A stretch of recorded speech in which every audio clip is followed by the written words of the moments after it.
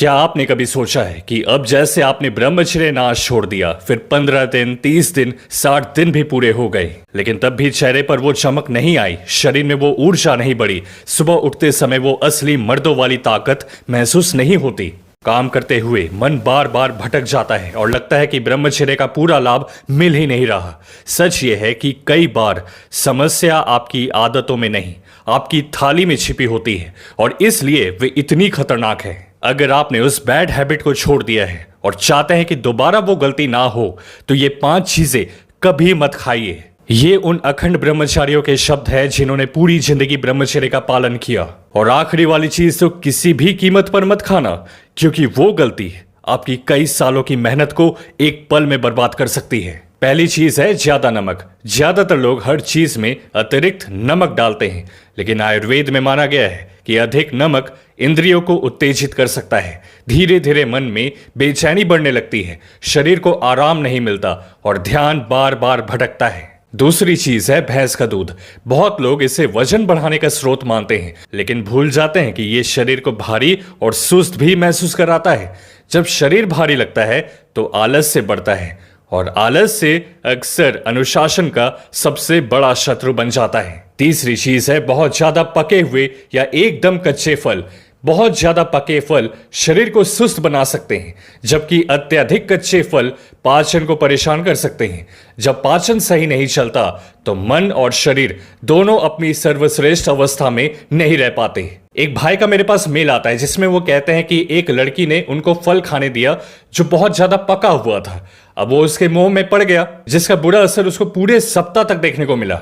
इस कहानी से मुझे वो फॉरबिडन फ्रूट वाला किस्सा याद आता है, जो एडम ने उस फल को खा लिया और पूरे ह्यूमैनिटी का पतन हो गया उसके बाद, और उनको गार्डन ऑफ ईडन यानी कि स्वर्ग छोड़ना पड़ा। चौथी चीज है चटनी और अचार का अधिक सेवन।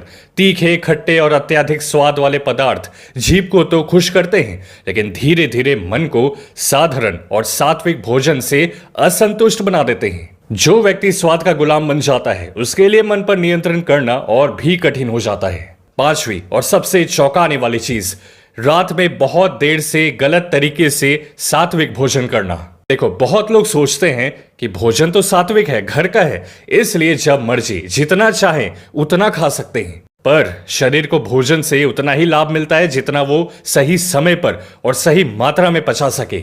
गलत समय और गलत तरीके से किया गया सात्विक भोजन भी तामसिक भोजन वाले साइड इफेक्ट्स लाता है। जब पेट रात भर भोजन पचाने में लगा रहता है तो सुबह की ताजगी, हल्कापन और एकाग्रता गहरे तल पे प्रभावित हो सकती है। नाइटफॉल समस्या बन जाता है और एक बार देरी से किया गया भोजन कई दिनों तक इसका बुरा असर शरीर में दिखाता है। याद रखिए, ब्रह्मचर्य केवल इस बात का नाम नहीं कि आपने कितने दिन रोका।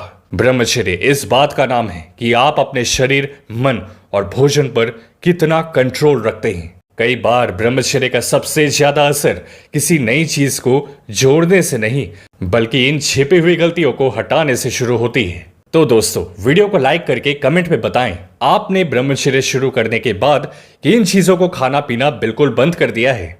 आपका एक कमेंट हजारों लोगों को मोटिवेट कर सकता है। साथ ही साथ मेरे से डायरेक्ट ब्रह्मचर्य गाइडेंस के लिए हमारे इस इंस्टाग्राम पर आकर सब्सक्राइब करके VIP ब्रह्मचर्य क्लब का हिस्सा बन जाएं।